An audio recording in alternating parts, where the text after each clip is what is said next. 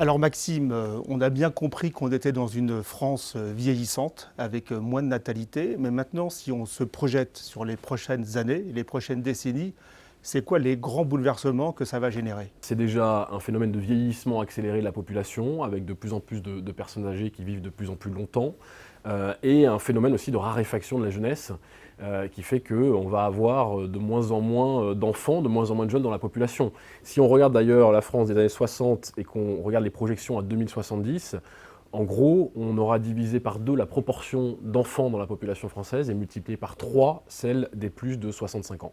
Donc on voit bien qu'il y a vraiment les deux phénomènes, dénatalité et vieillissement, qui vont s'accélérer au cours des prochaines décennies. Et ce solde naturel qui est devenu négatif, plus de décès que de naissances, l'écart va continuer à se creuser, puisqu'on sait que le vieillissement de la population va s'accélérer. Les baby-boomers qui sont nés après la guerre vont petit à petit quitter ce monde, et donc la mortalité va continuer à augmenter très fortement, et donc les courbes vont de plus en plus diverger. D'accord, et donc ça veut dire que finalement la population active va commencer à diminuer et ça sera la fin du chômage? Alors la population active devrait commencer à diminuer probablement sur la prochaine décennie, hein, ça dépend d'hypothèses migratoires, d'hypothèses de productivité. Ça veut dire effectivement que le chômage, ça sera moins un défi qu'aujourd'hui. D'ailleurs, on voit aujourd'hui qu'il n'y a plus beaucoup de croissance et pourtant le chômage n'explose pas comme il le faisait par le passé dès que la croissance calait. Mais là où ça va, je pense, poser un problème spécifiquement pour la France, c'est que tout notre modèle social a été justement calé sur la démographie. C'est-à-dire que les 3 postulats sur lesquels on a fondé le modèle social, c'est que la pyramide des âges serait toujours pyramidale, or elle ne l'est plus, elle est en train de s'inverser. 2, que la jeunesse serait toujours majoritaire, or c'est plus le cas, les moins de 20 ans sont mis en minorité par les plus de 60 ans. Et 3, que les générations aient toujours se renouveler. Or aujourd'hui, le taux de fécondité est à 1,5, or le seuil de renouvellement de génération, c'est 2,1 enfants par femme.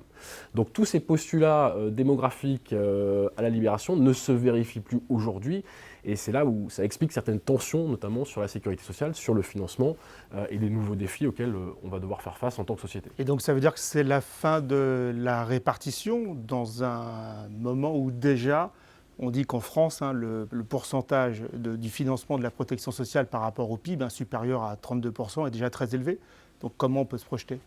Oui, la vraie question, c'est en fait, on va avoir de plus en plus de bénéficiaires donc à la retraite de la sécurité sociale et en relatif de moins en moins de contributeurs. Et donc la pression sur les contributeurs, on le voit déjà aujourd'hui, est très très forte par les taux de cotisation très élevés, puis des déficits aussi à répétition, et une population vieillissante qui en fait a des besoins de santé, des besoins de retraite, et ça, comme la courbe va continuer à augmenter, ça va aller en augmentant aussi. Donc il va falloir effectivement qu'on repense en tout cas le financement de ce modèle social, parce qu'on ne peut pas continuer à faire comme si on avait une démographie jeune et vigoureuse, comme c'était le cas il y a 50 ans. Aujourd'hui, la démographie s'est retournée, et donc il va falloir aussi qu'on adapte très rapidement ce modèle social au fait d'avoir de moins en moins d'actifs et de plus en plus de retraités, puisque c'est quelque chose qu'on n'a jamais connu. Et donc au niveau finalement, l'impact au niveau de l'entreprise et de la protection sociale complémentaire, est-ce que vous avez un avis sur le sujet? Alors ce qui est intéressant, c'est qu'on voit qu'il y a déjà parmi les jeunes générations des réflexes justement